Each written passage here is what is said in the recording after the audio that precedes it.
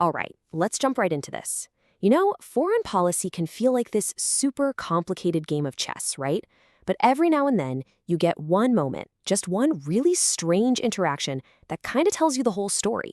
And that's exactly what we're going to break down today, a moment between the US and Pakistan. So, there it is. You are truly a savior of South Asia. I mean, wow, that's a direct quote from Pakistan's Prime Minister, Shehbaz Sharif, talking to former US President Donald Trump. Not just, a great guy or a man of peace. No, we're talking savior of an entire region. That's some seriously high praise. Which, of course, leads to the big question. What exactly did he save South Asia from? I mean, when you use the word savior, you're implying some massive danger was just avoided, right? Like, did we miss the memo on an alien invasion? Was there a giant asteroid hurtling towards Earth? Seriously, what could have possibly happened to earn that kind of title? So the scene for all of this praise, it was the very first meeting of a new group called the Board of Peace. This was a board that Trump himself put together, and its official goal was to help rebuild Gaza. But the optics of the meeting, well, they were a little weird. And this is where things get really fascinating. Just look at the contrast here. You've got the Prime Minister of Pakistan, a nuclear-armed nation, by the way, being called the savior of South Asia. But where is he sitting? He's tucked away in the back, behind the chief of FIFA. It's just such a strange disconnect between the over-the-top raise and the actual seating chart. So, to really get what's going on here, we need a bit of background. Check out this quote from Pakistan's own defense minister. Washington used Pakistan like toilet paper. That's pretty blunt, and it points to what the source describes as this long-running policy of just kind of bowing to Washington. The idea here is that if you don't have the money or the military power, well, then flattery becomes one of your main tools in the diplomatic toolbox. Okay, so the praise feels totally over the top. What was the reason given for it? Well, Trump actually has his own story about why he earned that savior title.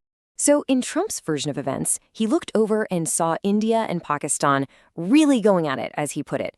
They were right on the edge of a huge conflict. And his solution? Forget traditional diplomacy, he went straight for economic threats. He basically said he would cancel their trade deals and hit them with massive 200% tariffs if they started fighting. His claim is that the threat of losing all that money is what made them soften up and pull back from the brink. But here's the thing. When you start digging into his story, the details, they start to get a little shaky. Especially when it comes to a very specific detail, the number of jets that were supposedly shot down. So in one version of the story, he says it was 8 jets shot down. And then another time he told it, that number suddenly becomes 10 jets. And, wait for it, in yet another telling, it's 11 very expensive jets. The number just keeps changing. It really makes you wonder about the whole story, doesn't it?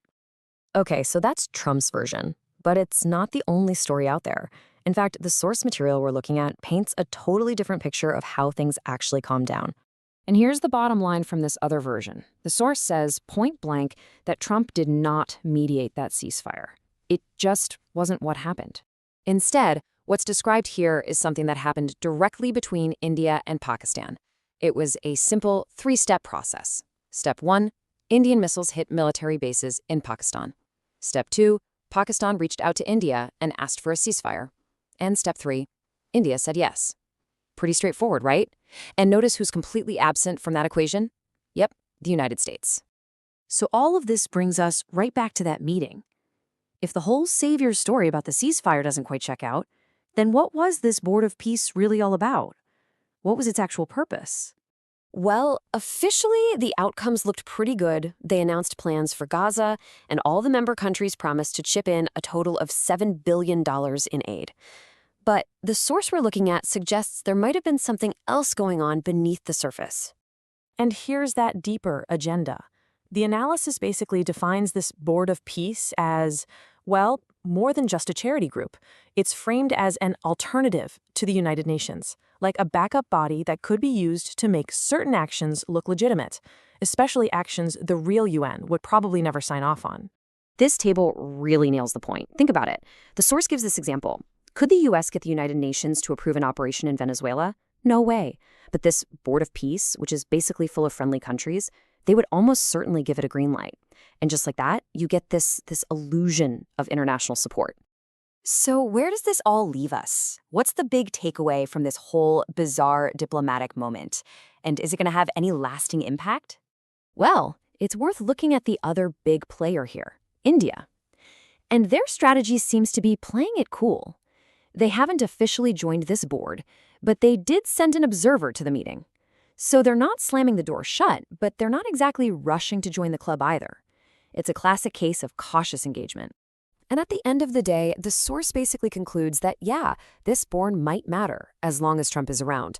But after that, it's probably just going to be a footnote in the history books, just like that over-the-top praise from Prime Minister Sharif is likely to be. Which really leaves us with one final thing to chew on. In this crazy, high-stakes world of global diplomacy, where appearances and power are everything, what is the real cost of a compliment?